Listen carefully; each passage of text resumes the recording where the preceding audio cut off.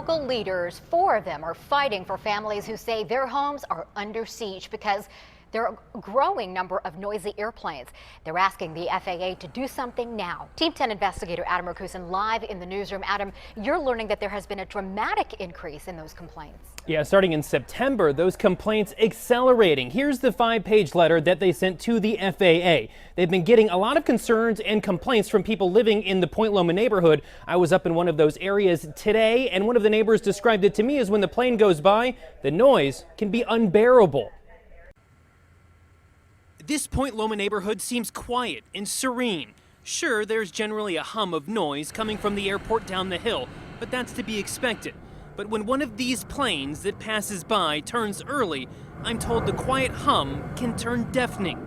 It's happening enough San Diego area leaders are piping up about the planes. Some of the planes, at least more recently over the last few months, seem to be making quicker turns, which means that there's greater noise that's coming down and impacting the local community. Supervisor Greg Cox joining San Diego Mayor Kevin Faulconer, Councilmember Lori Zaff, and Congressman Scott Peters, crafting this letter requesting the FAA try and address some of the noise issues and get back to the agreement establishing a corridor for planes to go about 2 miles out and then make their turn. Writing, the data shows planes are on track for more than 800 early turns this year. That would be a 105% increase from last year. Clearly that hasn't been followed to the degree that we feel that it should.